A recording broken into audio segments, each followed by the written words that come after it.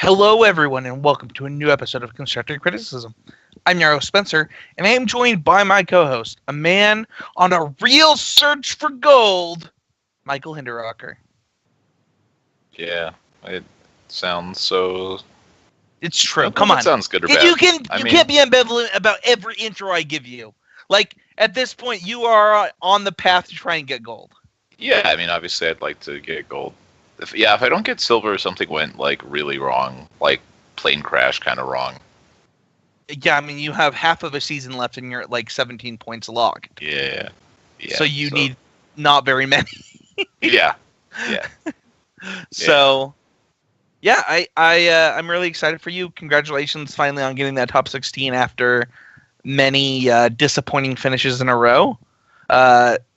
Disappointing not being your record as much as disappointing. Yeah, I just was like bad at getting good tie breaks, but not quite good enough tie breaks. Yeah, but this time you got there. Yeah. So the 7-0 start does help your tie breaks. Yeah. So congratulations to you, Michael, this weekend. You know who will never mess with your tie breaks as our sponsors. You can check them out at mtgoasis.com. Get 15% off of your first order by using the code CCMTG at checkout. You can get 4% off of every order by using the code WOULD@BEGOOD at checkout. You can also check out our other sponsor at the Mana Base, where you can watch the Mason Crusher and Nikachu, the Merfolk Master himself, and a ton of other awesome content creators. We really appreciate both of our sponsors, whether it's Oasis Games trying to get your Magic singles, or whether it's the Mana Base just trying to support local, not even local, but just like overall Magic content creation, and giving us an outlet as well as a little bit of store credit to Fusion Gaming. You can check out Fusion Gaming, their sponsor, to get all of your sealed products. So thank you so much, I should say, to both of our sponsors. And don't forget to check out the rest of the network. You can check out Constructive Criticism, which is this show, limited time only, our limited podcast. Proving Combatants, a podcast that I think is currently bi-weekly by Chantel and her co-hosts about competitive Magic through the lens of female competitive Magic players. It's a super awesome podcast. Check it out. And also, we have two new hosts for Common Knowledge, a popper podcast about getting better at Magic the Gathering. We're currently in conversations about where we want the show to go, how we want it to do, things like that. So the network is definitely growing, as well as articles, a weekly finance article, and then my YouTube video. So the network is definitely growing. We really appreciate everybody. If you want to support that directly, go to patreon.com/ccmtg to support this show. And it's fun to watch this website grow and the people that are a part of it. You know, it's really cool. So let's move on to our first segment, which is hashtag always improving. Before we do that, don't forget that you support the podcast directly by going to patreon.com/ccmtg. But the point of the show is hashtag always improving. We believe if you aren't getting better, you're getting worse. We want to be doing what we can all the time to be trying to improve ourselves. Michael, what did you do this week to improve at Magic the Gathering? I just kind of stuck with the deck I was playing, and I changed a couple of things I thought made it a little bit better, and just ground it out. The deck was good. I lost a couple of tricky matchups, and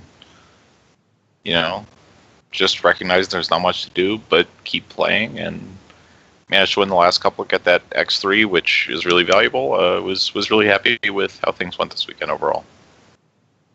Well, I'm glad. I think that keeping an even kill mind after a couple of finishes that like cost you a lot of money, to be honest, like there's no pretending that didn't happen, and just being able to keep an even mind going into your next event is pretty powerful.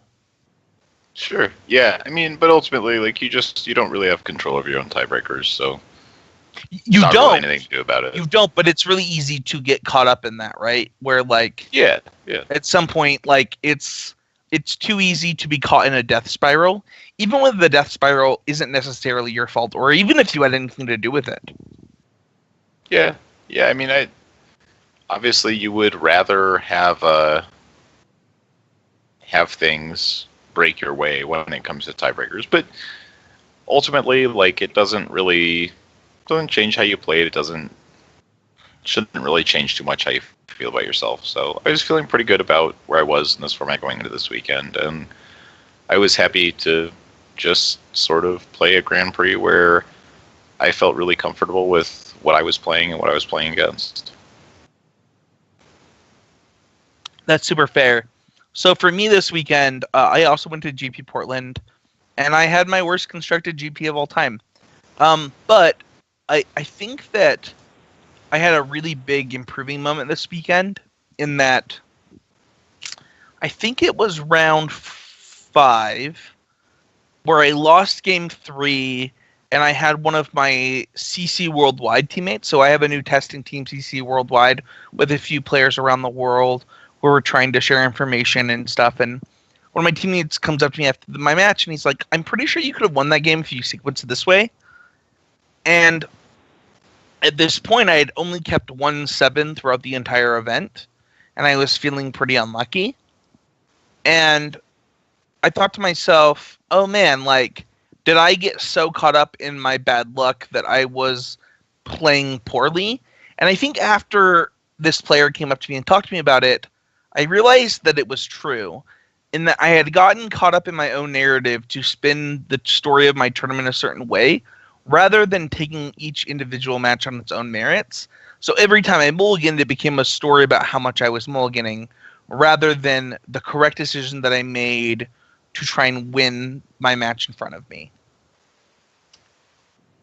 Yeah, I think that's like an interesting thought. Just like that sometimes we kind of let our emotions and how we feel about what's happening get in the way of just like making the best decision at each point going forward.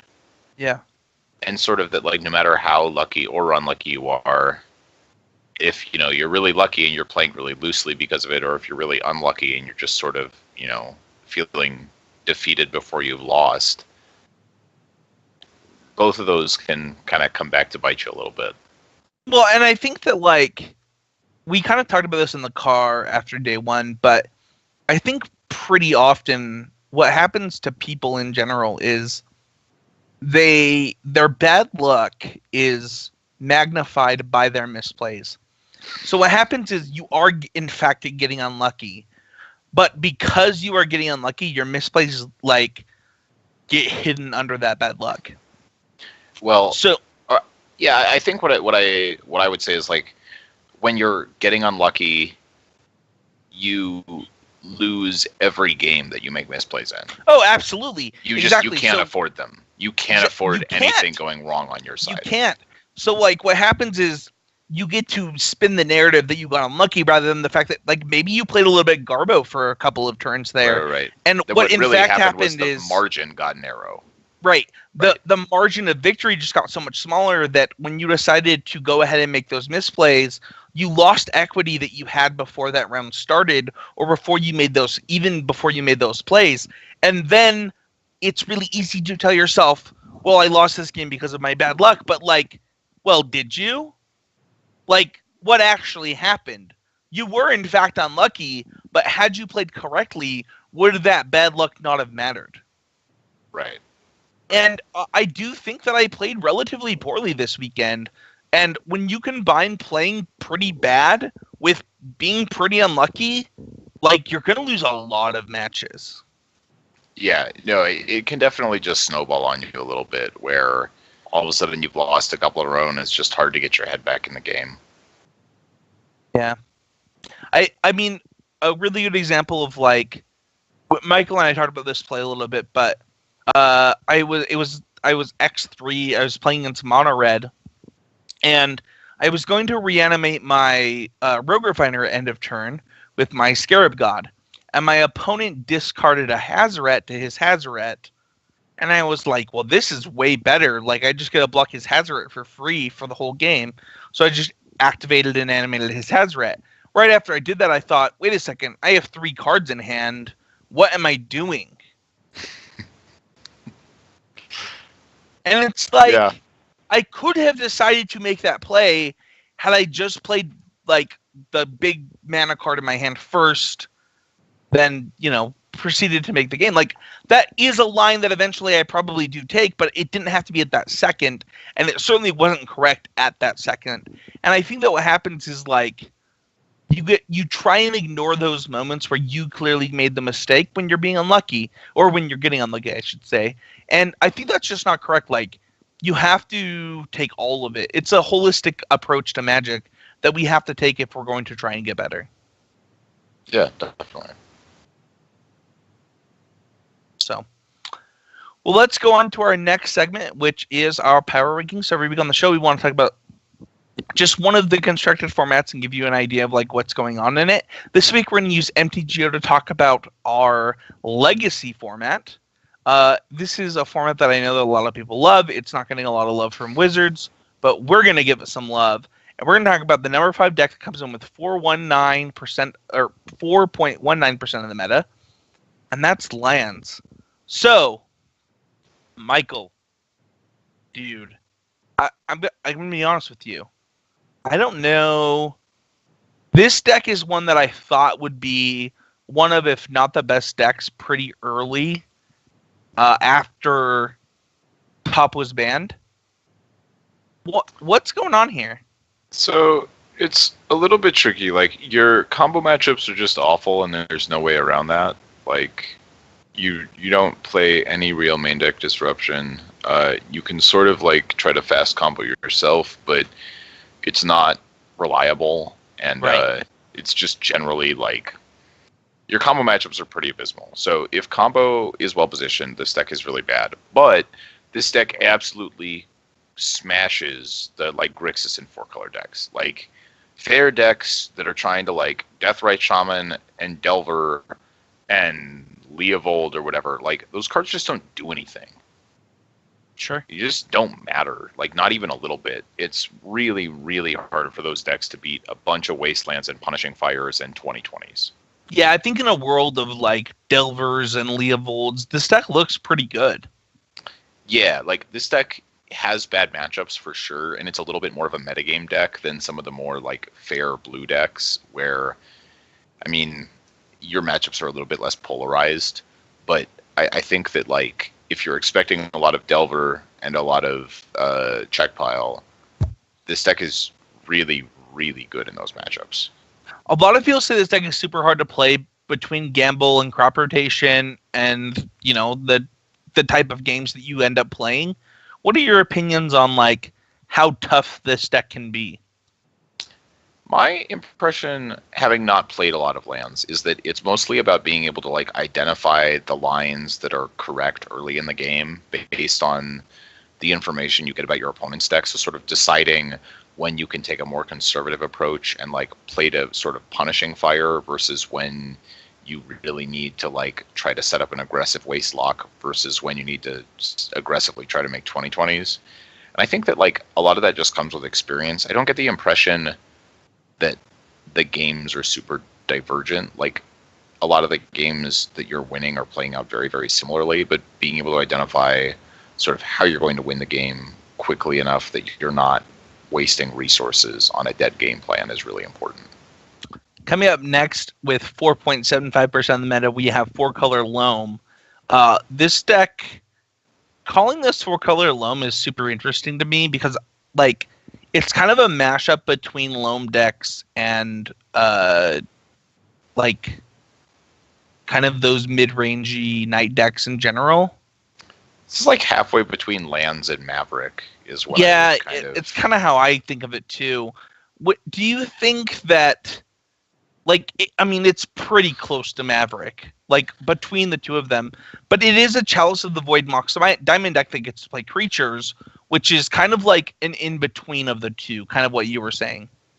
Yeah, it's a little bit different than Maverick in that you're not quite playing so many just dudes. Sure. You're much more focused on, like, this is sort of a true control kind of prison deck. Sometimes they'll play, like, Dark Depths, but these days that seems to have fallen out of favor, and instead it's a pretty pure control deck. I think that the inclusion of things like Garruk Relentless out of the sideboard in some of these decks kind of tells you where this deck is lying. at this moment, which is that it is like a mid-rangey control deck that its main game plan is in fact Knight of the Reliquary punishing fire, just trying to gain an edge in the fact that it's not trying to draw extra cards against Leovold, so it can just go a little bit bigger, a little bit more consistent, maybe play a few Dark Confidants for card advantage that doesn't interact. Yeah, you have some card advantage engines. You're also just fairly good at removing Leovold. The guy who I usually follow most when it comes to this deck is the user Matzel. I don't know how he would like his name pronounced, but he has had pretty consistent results with this deck on Magic Online over an extended period of time with a variety of differing builds and a variety of different planeswalkers in his sideboard, to be honest. Well, and sometimes the main deck, like sometimes the Ajani Vengeance creeps into the main deck, sometimes the Tabernacle's in the main deck, but like he very clearly has an idea of what he's doing and why. And my impression, at least, is that against a lot of the Leovold decks, you're a fairly good just attacking deck. Like a Knight of the Reliquary or a Scavenging Ooze can often just outgrow some of the threats in those decks. Yeah. And in combination with Wasteland and the ability to, occasionally set up Loam or Punishing Fire sequences to keep them from casting a Leovold at all, you're just good at keeping them off balance. Do you think that the decrease in the number of Swords to Plowshares you might expect to play against on average gives this deck an advantage that it didn't have before? Maybe a little bit. I think that in general this deck had sort of okay, like, mid-rangey blue matchups just because Chalice tends to be pretty good there. But it would definitely rather play against Grixis Delver. Matchups where Punishing Fire is actually good are just inherently going to be much easier. So coming up next, we have Miracles with 5.3% of the meta. Dude, like it did 6 of the Legacy Challenge, so let's give it that. But what do you think, man? Like, is this deck still as bad as you and I think it is? I mean, I actually like this deck pretty well. Do you like no Monastery Mentor, or do you like Monastery Mentor? I prefer it in the main deck, but I think a lot of it is preference. You see a lot of people playing Gideon over it in the main deck. But I think that, like, ultimately, this is just one of those shells where, like, it's sort of a pure Snapcaster Mage deck than, like, the 4-color Leovold deck. If you think for whatever reason that, like, either you just don't like Deathrite Shaman or you think that there's a reason to expect a lot of hate for Deathrite Shaman, I think this deck is, like, a little bit better against Chalice than some of these other decks. I mean, I see someone playing main deck Supreme Wills in one of the lists from the... Did you see the 12th place list from the constructed portion of the team event that was playing 3 Search for Azcanta? Yeah, that's Anurag. So he's really good, and he's played Predict Miracles basically for the last few years. I think 3 searches is interesting, and that would be maybe your main incentive to lean away from Monastery Mentor. That was the first thing I noticed was the no Monastery Mentors and then the Search for Azcanta. So I think that, like, maybe those in combination would give you some better game against Leovold, specifically because it's not drawing cards, but it's allowing you to play slightly fewer. Like, he's not playing 4 Portents, although Portent works out okay sometimes against Leovold, and I think that, like, in general, this deck lines up probably better than you'd think in those matchups. Having all of the Red Blasts in the boarded games is really powerful against those decks. But it's hard for me to say this deck is better than 4-color Leovold, but it's very different. It's much more of a pure control deck rather than kind of a mid-rangey deck. Yeah. Let's actually go to our next deck, which has a huge drop-off compared to the last time we talked about Legacy. 4-color comes in with 8.66%.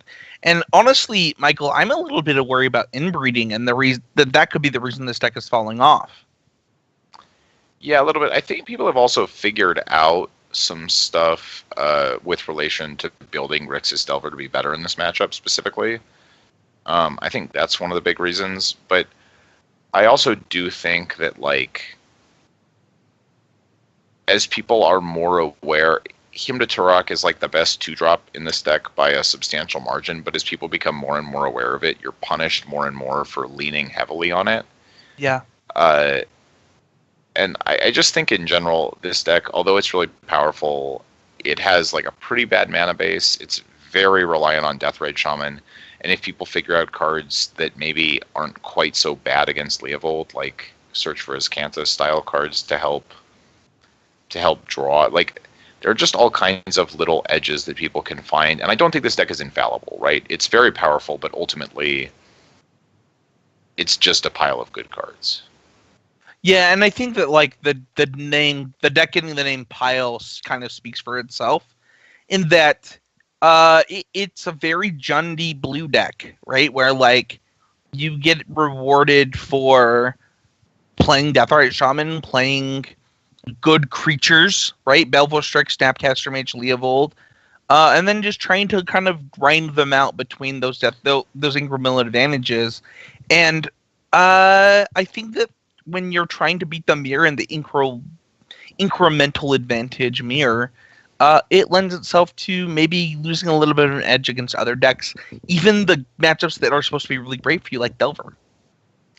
Yeah, I really do think that the Delver decks specifically have sort of found something in the last couple of weeks. We can talk about that momentarily.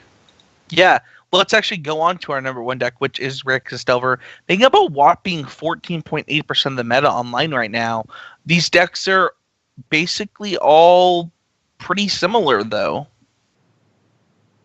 Yeah, so one of the things that a lot of the Grixis Delver players are starting to do, and I think that I want to credit, I believe, Bob Huang, I don't know that he started this, but has sort of popularized it, is moving away from both Stifle and Cabal Therapy in the main deck and leaning more on Spell Pierce.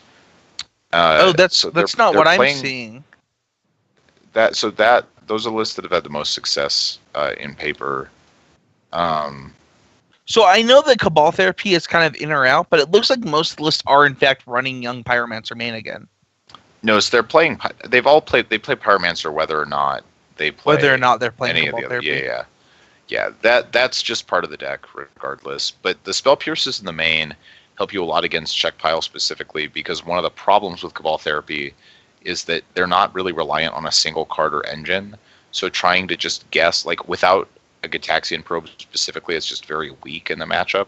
Sure. And leaning on Spell Pierce instead, you're forcing them to spend their mana, and then you're beating them on mana efficiency, rather than trying to strip their best cards, because often they'll end up in these situations like an Abrupt Decay, a K command, a Snapcaster, and a Leovold, right? And, like, unless you have a Gitaxian Probe and a Young Pyromancer, your Cabal Therapy is just going to be very weak.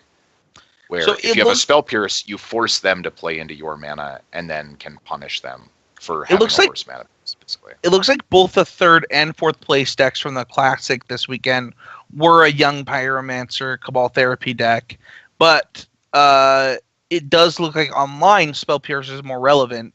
So the fifth place deck was playing Spell Pierce. Like, it's something that had been really rare until, like, the fifth place weeks. I think the fifth place list is literally an exact.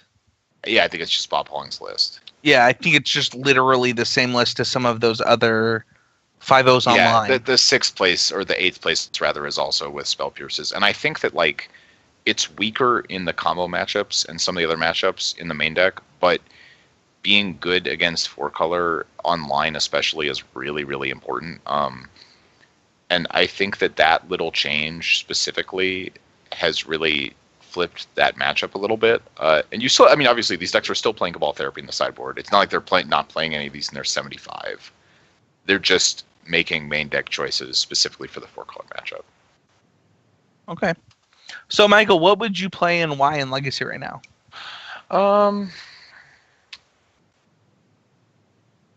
It's hard to say. So, like, with these team events coming up in the next couple of months. Probably looking at playing. I certainly wouldn't mind playing like Grixis Delver. Sure. Maybe. But I'll probably mess around a little bit with like Grixis Delver, Rug Delver, and some combo variants. That's if I don't play one of those, I'd be surprised. I was texting Matt Kling today. He was asking me like, "Do you have a preference on format that you want to play for Santa Clara?" And I was like, "Not really. Like, I've played less Legacy recently than I typically do. Modern is my highest win percentage format, but like, basically whatever you and Michael want to play, just plug yourselves into, and then I'll practice the other thing." And like, it's not like I don't know how to play Legacy, right? Like, I've played a lot of 4-color Leovold. I've played a lot of Grixis Delver. I've played a lot of 4-color Loam style decks, things like that. So if like we want to play a mid-range deck, like I'm all for it. But I don't know where I sit in Legacy right now. Yeah. The 4-color Leovold decks honestly feel like they're getting a little bit inbred. And if I were to build the deck, like if I like probably were to put out my deck list, I would probably look at it and think like, why am I making certain card choices? And is it because the format's it's hard to feel like you're not either being inbred or underprepared for the mirror. Yeah. And that feels like maybe it's the sign of a deck that like in the next 2 weeks I don't really want to mess with. That's my thought also. So like if it were me, I would probably play something a little bit closer to 4-color Loam, where I can make some more reasonable choices. Yeah, where you can feel like you're playing the best 75. Exactly. Right? I mean, when you have to feel like you're starting, when you feel like you're like being tricked into inbreeding, it's really frustrating, right? Because you know that you're playing a suboptimal deck, but you also know that if you don't do this, you're going to be punished for not playing a suboptimal deck every time you play the mirror. Exactly. Whereas if I choose something like 4-color Loam, I can be like, yeah, well, I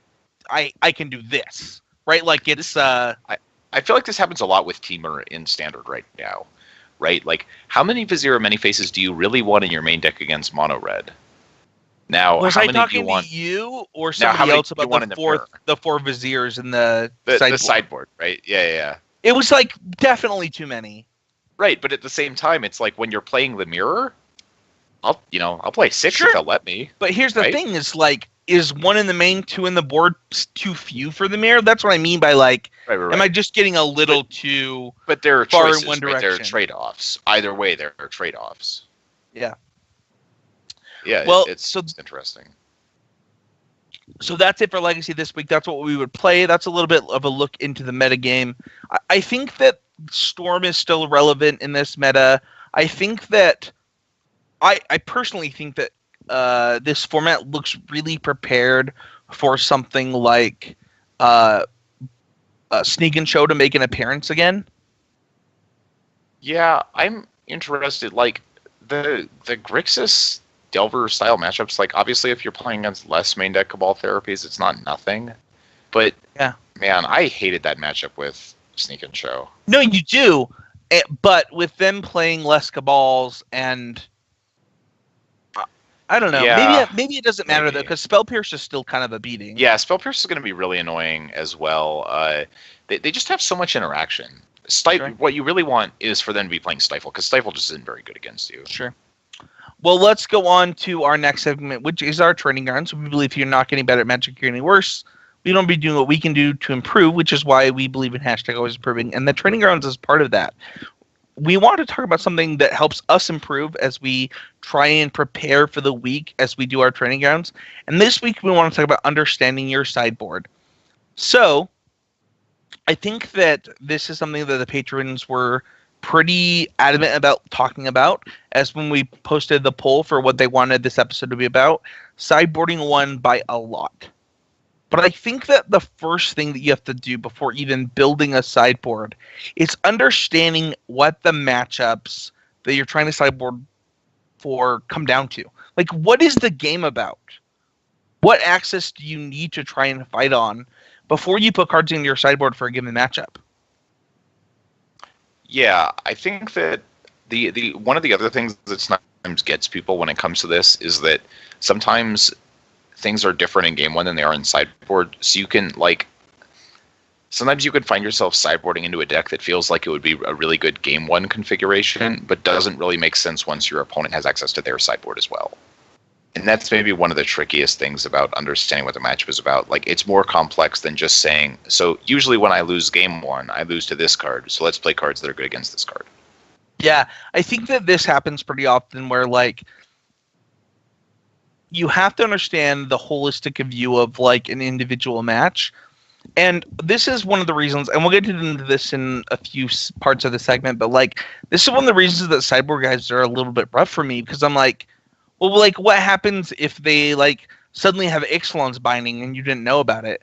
Are you just going to sit there and, like, have that appetite in your sideboard still? Like, you have to understand, like, if there's a reasonable number of targets, like, what are you bringing in?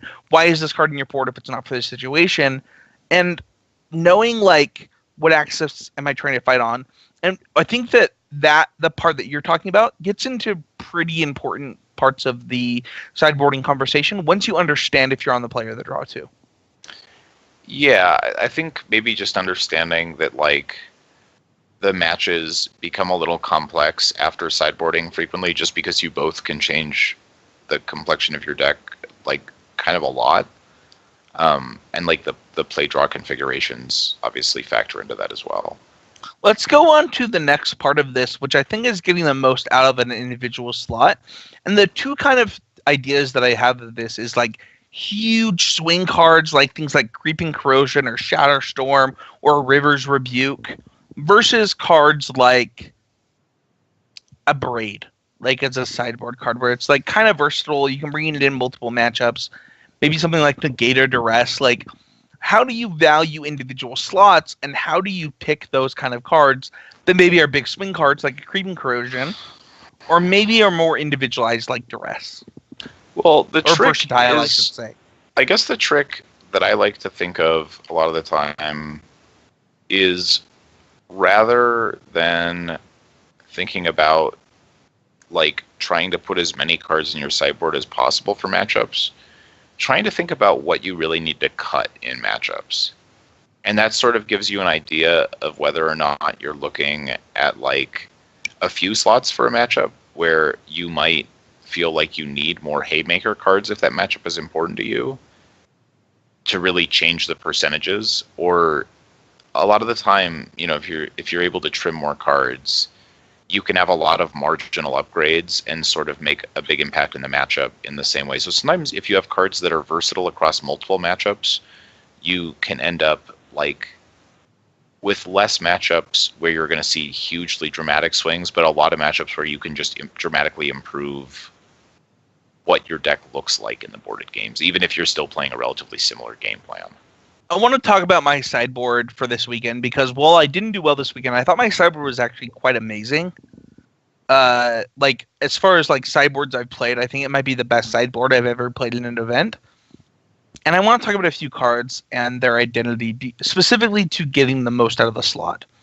So early on in testing for this weekend, I played a lot of Yeheni's Expertise, and what I realized is that it was making me play awkwardly against things like Mono Red, and that I was trying to bring it in against tokens, and, like, maybe there were better cards against Mono Red and better cards against tokens that I could play individual slots of. So I cut the two Yeheni's Expertise and played a Die Young and a River's Rebuke. And what this did for me is it allowed me to bring in River's Rebuke against the Mirror, against Teamer, against tokens, against things like that. And Die Young was able to come against the Mirror and against aggro and things like that. It diversified my sideboard in a different way than Yeheni's, which is like this linear card that's very good in certain matchups.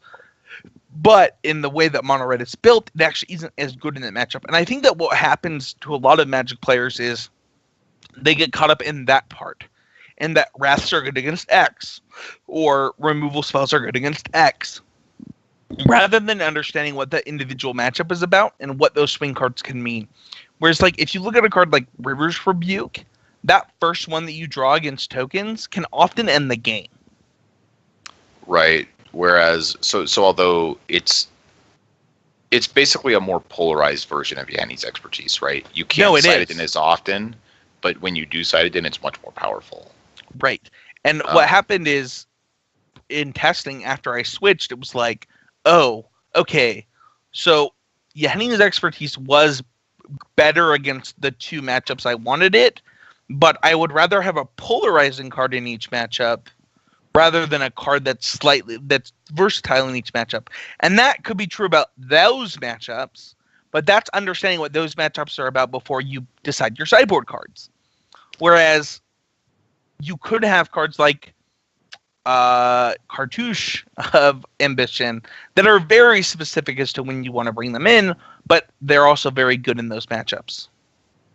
I think that's true. I think kind of looking at like the next part of this, so like understanding your plans, so like what you're sideboarding and why. So like I played a bunch of Death Gorge Scavengers in my sideboard this weekend, and they come in a bunch of different matchups. So Death Gorge Scavenger is my favorite sideboard card in this format by a lot. So against Mono Red, I was boarding in 2 Chandra's Defeats and 3 Death Gorge Scavengers and cutting 2 Rogue Refiners, an Essence Scatter, a Vraska, and a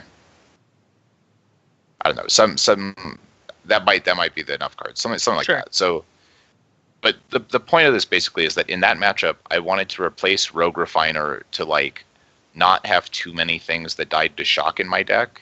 Sure. Or 2 damage spells. But against Control, it's entirely possible that I would stick with all 4 Rogue Refiners and trim on Whirlers or Hostage Takers instead, because the reasons for like why the card was good or how it lined up against the spells in my opponent's deck was really different, right? So like against Mono Red, I felt like it was important not to have too many X2s because a draw with a ton of X2s could end up being really randomly weak to like Earthshaker, Kenras, and Double Shock or something like that.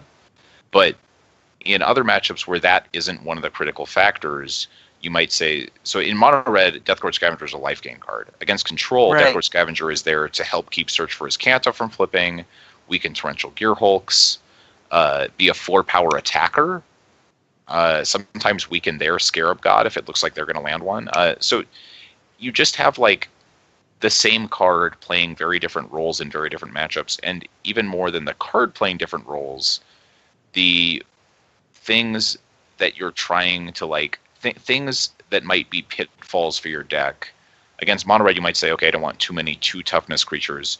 But against Control, you might be saying, I don't want too many creatures that aren't generating me some sort of effect when they come into play. I don't want too many creatures that don't do something sort of like a 2-for-1. And I think that like trying to figure out cards that have utility across multiple matchups. So like a single Death Gorge Scavenger against Mono Red isn't just going to end the game. That just doesn't matter. And this is, I think, that what happens so often in like when you look at like modern sideboard cards, right? Like you don't always have Stony Silence, right? This isn't a format you don't always get Stony Silence. So sometimes you have to find cards that are they're less powerful, but they're more flexible.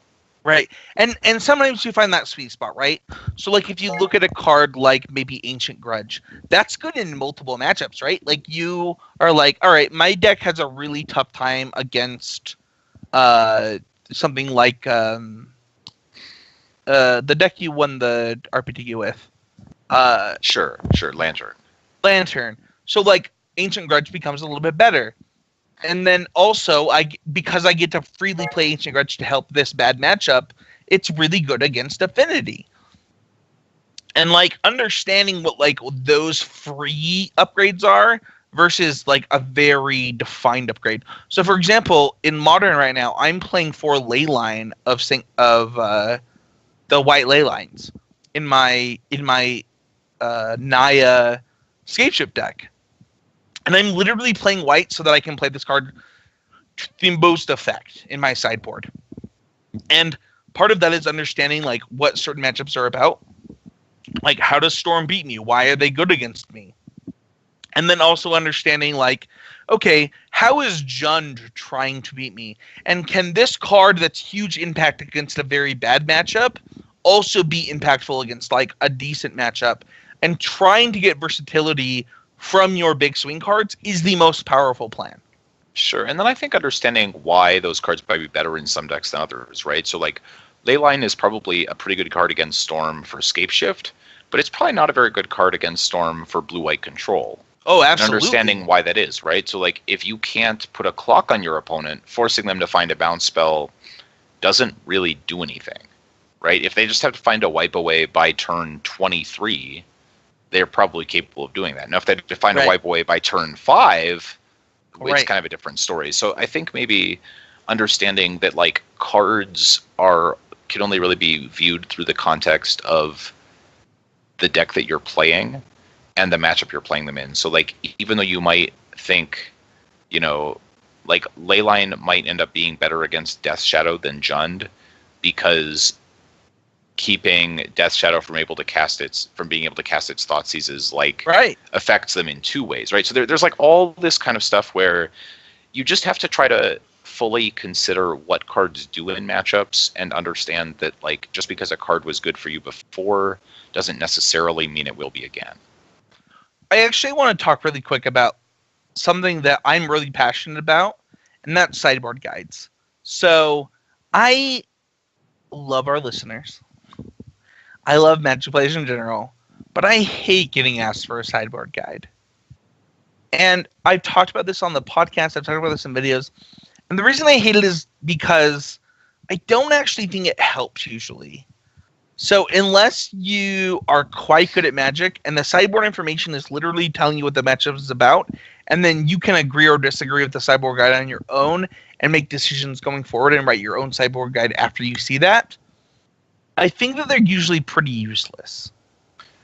I think that the main thing is that when decks aren't especially linear, like when decks are more mid-rangey, there are often multiple ways to approach matchups, and a lot more of it is about preference and sort of committing to playing it the way you like to play it. And basically that if you're trying to play a matchup your way with someone else's ideas about sideboarding, it's just not necessarily as helpful as you wish it was. Unless you're trying to understand how they think the matchup should be approached, right? But that's different than just saying, hey, I need a sideboard guide so I can play my event this weekend. Exactly. And I think that that's like the key difference is understanding what their plan is might help you define your plan. But if your goal is just to get a guide and go forward, it's actually not that helpful for you. Because unless you're specifically questioning that guide and understanding what you're trying to get out of it, what is it actually doing for you? Right. Well, and the games are more complex than just playing the cards in your hand, right? Like, my record against mono red has been very good, but I think it's largely because I've mostly decided to just almost unequivocally ignore harsh mentors. I almost never kill them because they just can't attack, and try to hold all my removal spells for Hazarets and Rampaging Ferocidons, which in turn makes my Death Gorge Scavengers better. But like, if someone else was firing off those removal spells a little quicker and their opponent more frequently had Rampaging Ferocidon in play, then like maybe Death Gorge Scavenger wouldn't be as impressive in that matchup. And it's not always like one is right and one is wrong, but if you're not playing to the same line that I'm playing to, it's really hard to take the sideboarding advice that I give and apply it. Because the guide itself doesn't tell you the thing that you just said. Right. It just gives you an overarching view of your plan in each matchup. So if you want a guide, that's awesome. But you need to question the guide and understand why people are doing what they're doing. Right. Exactly. I mean, I think ultimately, like, we say this a lot, but I think it's better to have a plan that's suboptimal than it is to have, like, the best sideboard guide but no plan. Like, you just want to know what you're trying to do. No, this is really important for, like, my week.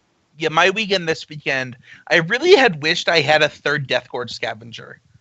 Not, like, I had two, and I was like, this is enough. But, like, as I was, like, boarding it, I was like, man, like, this is the best card in this matchup by a lot. And I really wish that I had done more to try and push this card in.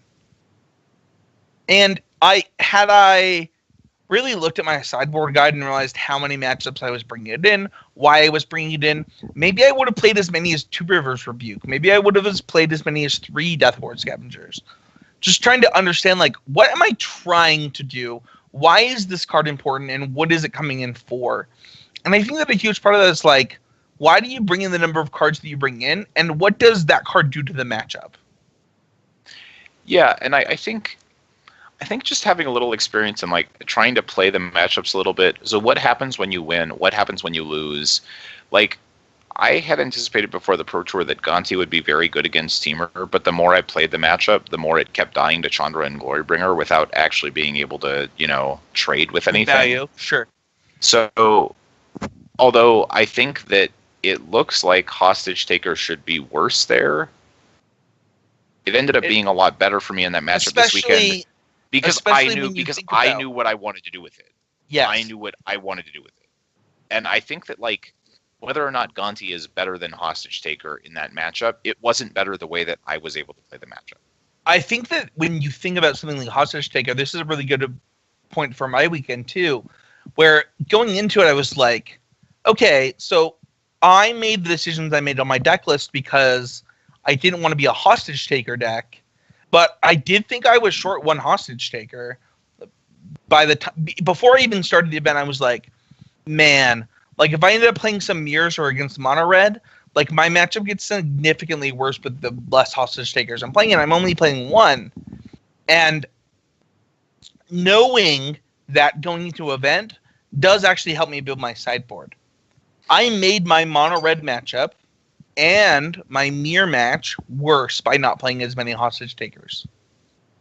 And knowing that actually does help me build my sideboard, but I have to know what that matchup is about.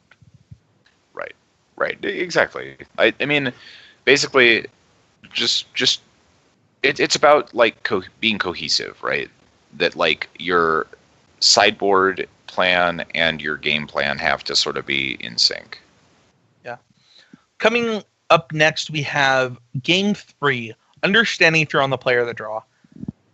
The number of times that my opponents don't know the difference between being on the play and the draw, especially in the world of Long Tusk Cub, is really weird to me. Yeah, I played against a lot of Long Tusk Cubs when my opponents were on the draw, and it always kind of surprised me. So, I mean, there's obviously, like, I can appreciate that there's difference of opinion there, but I had thought that one was a little more cut and dry than it was, and it didn't seem to play out that way over the course of the weekend, to the point that I started changing how I was sideboarding during the middle of the event. I often would, like, even on MTGO, I was sideboarding completely differently on the play or the draw with my bug deck, because, like, when you're on the play, you want all of your 2-drops, and when you're on the draw, you either want Long Tusk Cub as a defense play, or you don't want any Glint Sleeve Siphoner. So it kind of just depends. But it depends. Some decks care way more about that than other decks, too. Like, in your approach deck, your play versus draw sideboarding is probably not that non-existent. Yeah. But when you're looking at a deck with, like, maybe Long Tusk Cub or Glint Sleeve Siphoner, or even things like Mono Red, it's like, what do I always wonder, does anyone cut Bomat Courier on the draw? Ever? I don't think anybody cuts Bomat Courier at all right now. But it's so bad on the draw. Every time you're on the draw, that card is embarrassing. Yeah. I mean, I'm not sure it's correct, but, like, that card was brutal against me on the play and never did anything on the draw. If you get to play it on turn 1, though, even on the draw, I think that a lot of the time they're happy enough. Sure. Yeah, I mean, it's, like, obviously, it's only really good on turn 1 ever. It's good on turn 1 and turn, 25. That's about it. But just because it's a redraw, right? Probably not turn 25. Well, it redraws, right? It always redraws.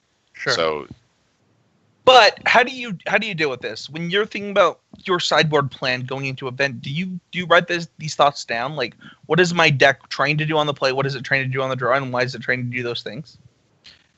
Sometimes, I mean, if you've played a matchup enough times, it's more about having a feel, right? Like, Annie's saying hi to me, everybody. It's more about having a feel for, like, when you get, so, like, one of the interesting decisions for me is how many fatal pushes I keep in play on draw versus teamer. So you're probably cutting some number, but then, like, Danny and I talked a lot about maybe citing in Chandra's Defeat kind of in that slot sometimes. Sure. Or, like, siding out the Essence Scatter and keeping in an extra fatal push or Chandra's Defeat. And, like, Chandra's Defeat is a lot better as the game goes on, but if your opponent just actually plays a Long Tusk Cub on 2 when you're on the draw and you're holding a Chandra's Defeat and not a fatal push, yeah, you tend to, you kind of Sometimes it just costs you. It feels awkward. It feels bad. There's always trade-offs, right? And it's like it's almost never like just strictly one is correct and one is incorrect. You're sort of trying to feel out how your opponent feels at the same time. And by the time you've played 2 games against them, hopefully you have an idea of how they're trying to play the matchup, how you think they're going to sideboard against you. Yeah. I think that too often we get caught up in a guide or something that just shouldn't matter as much as we make it out to be. A good look at this is like I wrote a sideboard guide out for my event, and I realized when I was following my sideboard guide, I was like, why am I boarding out this push? Like, I'm on the draw, I'm against Teamer. If I board out this push and they resolve a cub, like, I'm in trouble. And you need to be able to make a switch. Like, understand, like, what am I not understanding? What am I doing wrong here? Yeah, I would say this is one of the other kind of dangers of sideboard guides. You can get a little bit too rigid, and sometimes you need to be able to make a weird play.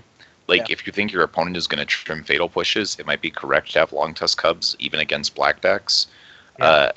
I sided Essence Scatter out in Game 2 against Corey Burkhart playing blue-white cycling, then sided it back in Game 3 and Essence Scattered a Torrential Gearhulk that really blindsided him. And, like, you know, how good is Essence Scatter in that matchup, really? It's probably not great. But I think sometimes you need to be okay with having, like, situational cards in your deck for one reason or another. And it's just something you need a comfort level with. I really think sideboarding is more of an art than a science. No, and I think so too. And I think that, like, the thing that we preach the most on the show is, like, having a bad plan is better than having no plan. And I really do think that's true. I think that, like, it's pretty easy to get caught up in, like, what I'm trying to do versus, like, or what somebody told me to do versus what the matchup is about, I guess. Yeah, and I guess what I would really say is kind of trust yourself, right? Like, you're the one who has to play the matches. You're the one who has to live with your choices, live with your deck selection, live with your sideboard slots, and live with your play. So, like, if your friend or someone who you think is better than you wants you to do one thing and you just don't agree with that, there's nothing wrong with doing it your way until either you're proven right or wrong, right? Like, the good thing is, for better or worse, you're going to find out whether your plan was good or not, and then you evaluate and you move forward. That's all you can do. Yeah. I think that what we really learned in this is, like, don't take cyber guides too seriously. Try and understand them. Understand, like, what your slots are for, right? Like, maybe you have a swing slot. Maybe you have a versatile slot. Understanding, like, what the matchup is about before you try and even decide what cards to put in your sideboard. It's really easy to say, like, well, I need X cards to this matchup because there's X 5 cards, but, like, you need to make sure that you're upgrading. Make sure that you know what the matchup is about and why you're doing what you're doing. So I think that's it for this week. Don't forget to check out patreon.com/ccmtg. Become a patron of the show, starting at $1 a month. Anything you see fit is really appreciated. You can also check out the other patrons for this network, whether it's Easy Game Media or Limited Time Only. Both of them have Patreons. We appreciate everything. You can find us on Twitter at ccmtg, or you can find us on Facebook by just liking us, the Constructive Criticism page, or find us on the Constructive Criticism family. If you're a patron of $5 or more per month, you can join the Constructive Critics group, or you can find Michael at Magic Mike MTG, or me at Spencer13H. You can find Mason at SOV Mason because he doesn't love us and doesn't want to change his Twitter handle to something, that has to do with Magic the Gathering. But you can also join the Discord channel. So I'm trying to be more active. It's a little bit hard right now, but I would love to get the Discord group going. You can join the clan by messaging me at Spencer13Dev or Quentin at Earthstripe. That's URTHSTYRPE. You can also tweet us with hashtag Would That Be Good. Hashtag Would That Be Good is our Twitter outreach program. If you tweet it, we'll read it, as Michael likes me to say. And let's go to it's the 20th. So, wow, we have to go back a while. Let me get this pulled up as well. Literally just banned from the at CCMTG chat for speaking the truth. Hashtag ban Swift. Hashtag would it be good. So last week, I've definitely never banned anybody from the CCMD chat. I did mute Andrew for being a butthead and just talking mad crap on Taylor. But I've never banned anybody. So hashtag fake. Shout out to Andrew.